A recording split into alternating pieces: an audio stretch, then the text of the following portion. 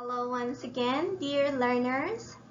I'd like to congratulate you for accomplishing your first module. That's very fulfilling that you were able to finish that. And I hope that you learned something, and I hope that you were able to master those skills. So I'd like to welcome everyone for another exciting lesson and module to accomplish this week. So welcome. I hope you are prepared with all the things that you needed, your module, your activity sheets, your paper and pen, and others. And also, I hope that you were able to finish your pre-assessment so that we can confirm your answers as we journey in this lesson. So once again, welcome, and let's do this.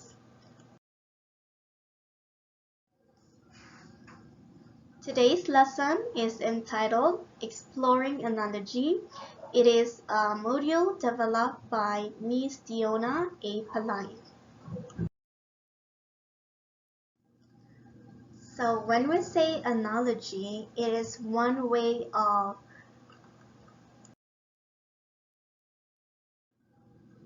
as we have mentioned, analogy shows the relationship of two things. So let's try to figure out what is the relationship of the following words. So in here, we have here a clock. What do you think would be a word associated to this one? Well, it tells us the time. So looking at the following, we can say that the clock tells us the time, or it is a device that tells us the time. So the relationship of these two is that the time or the clock tells the time, or the time is reflected in the clock. So we can say clock is to time.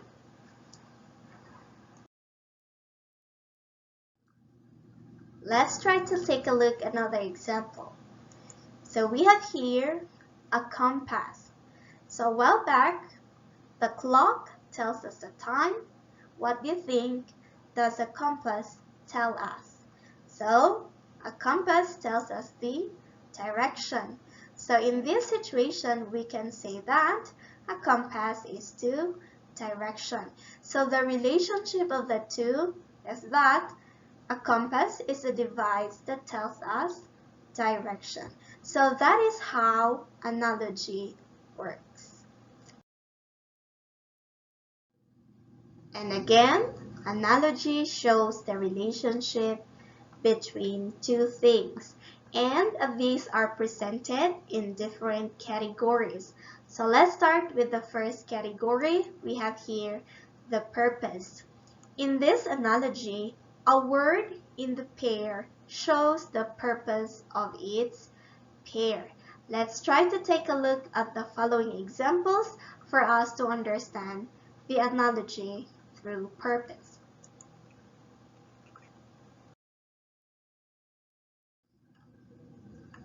So we have here a set of crayons. What do you think is the purpose of crayons? Well, of course, it is used to color. So in this set, we can say crayon is to color. The purpose of crayons is to color, so crayon is to color. Another example, we have here a knife. So with this knife, what do you think is the purpose? It is to slice or to cut. So if we have this pair, we can say knife is to slice, because the purpose of knife is to slice. So this pair shows the purpose of the other pair and what it is, what it does with the other pair. So knife is to slice. Another category is one of the easiest. We have here the opposite. So opposite, a word in the pair shows the opposite of its pair. So these are antonyms. So actually this is one of the easiest to recognize in analogy. So nonetheless, let's try to take a look at the examples that show the analogy which have opposite. One pair is the opposite of the other pair.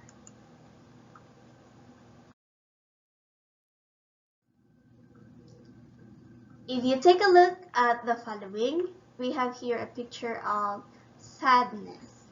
So, what is the opposite of sadness? We have happiness. So, these pair are opposites. So, we have here sad is to happy. The opposite of sad is happy. The opposite of happy is sad. So, we can say sad is to happy or happy is to sad. They show opposite.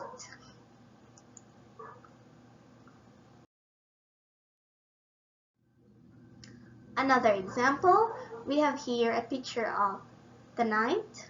So what is the opposite of the night? Basically, it's the day. So we can say night is to day or day is to night. Opposite words, we have night and day.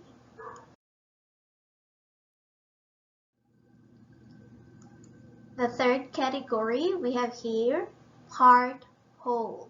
So here, a word in the pair is a part and the other is a whole. Now, to give you a better understanding of this one, let's try to take a look at the examples that follow.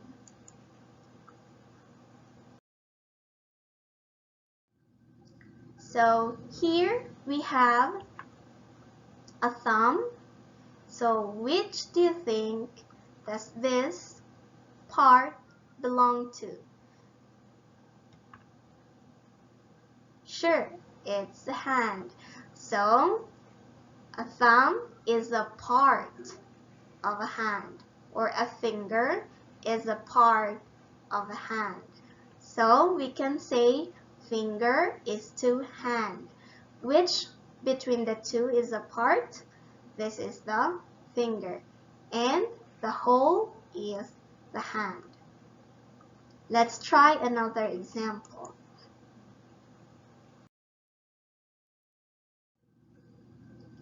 Here you can see there the roof.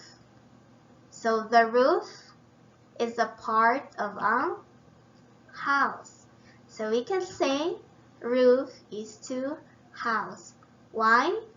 The roof here, this is a part of the whole thing, which is the house. So this is how part-whole analogy works, in which one of the pair is a part and the other one is a whole.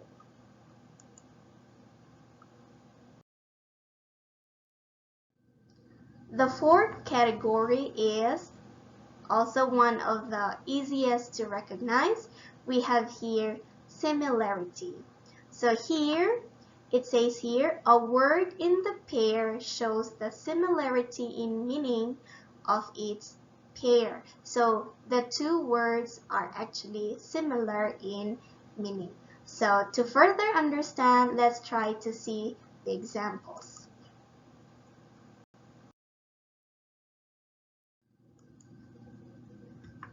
You can see there a very beautiful woman, and on the other picture is an equally beautiful woman. So in this pair, we can see the similarity of the two. And what is this? They are both beautiful. So we can say pretty has a similar meaning with the word beautiful.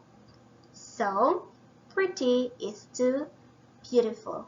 So they show similarity in meaning.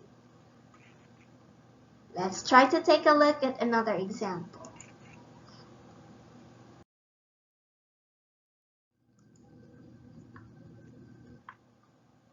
Here, you have the word triumphant. What word do you think is synonymous to the word triumphant? We have here the word victorious. So triumphant, it has a similar meaning with the word victorious. So we can say triumphant is to victorious.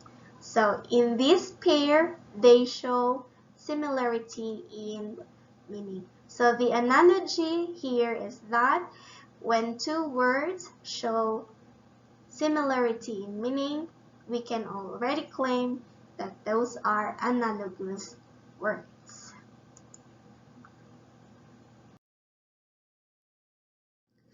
The next category is action object. So what does this mean? So it simply means a word in the pair does the action of its pair. So one of the pair does the action. So let's try to see if we can grasp the meaning of analogy action object.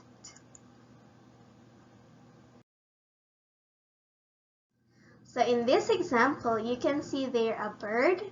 What does the bird do, or what action can the bird do? So we have here fly. So the first word does the action, which is fly. So we can say bird is to fly.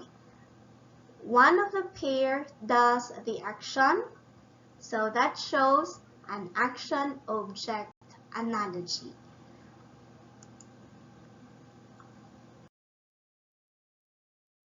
Another example, we have here a horse. So what action can a horse do? We have gallop. So if we put them together, it becomes horse is to gallop. In this analogy, one of the pair can do the action, which is to gallop. So that is action object.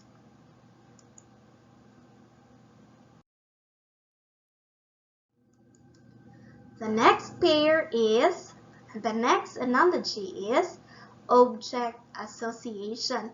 So when we say association, it means what comes into your mind if you see something or if you hear something. So a word in the pair is associated with its pair. So to further understand, let's try to take a look at the examples that follow.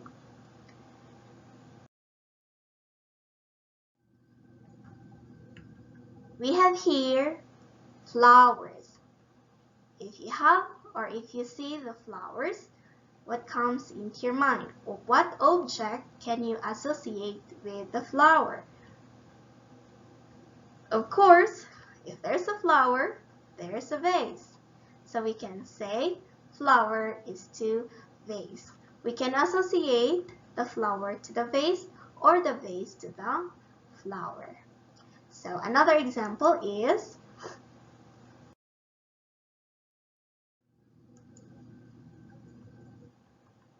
if you see a padlock, what comes into your mind?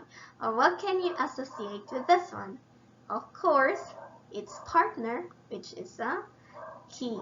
So in this pair, you can say padlock. Padlock is to key. So we associate the padlock to the key or the key to the padlock.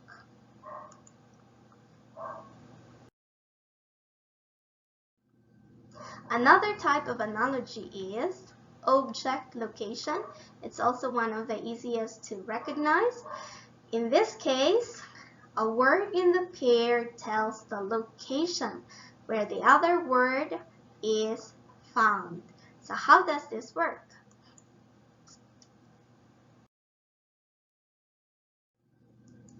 It's like this. So we have here a bed. Where can we find a bed? Definitely we can see that in a room. So if we have this set of pair, we can say bed is to room. There's an object and there's the location. The bed is the object. Where can we find that, or where can we locate that? It's in a room.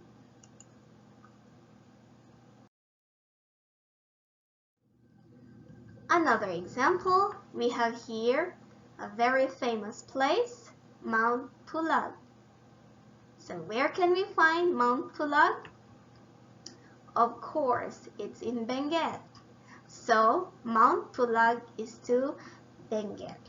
Again, Mount Pulag is to Benguet. Do not bring Mount Pulag in another province because Mount Pulag is to Benguet.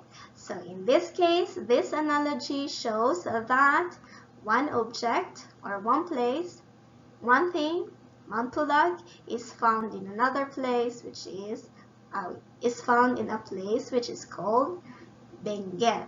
So that is how object location analogy works.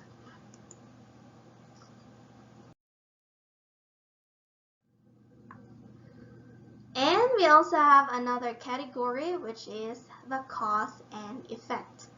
As it says, cause and effect. It means a word in the pair tells the cause, while its pair tells the effect. So let's see how it works.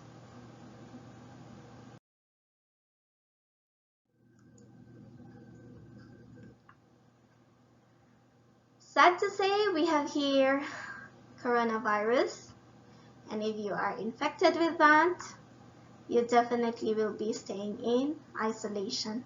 So we can say COVID-19 is to isolation, and I hope nobody gets infected, but sad to say some are. However, let's not lose hope because the next example shows hope for everybody.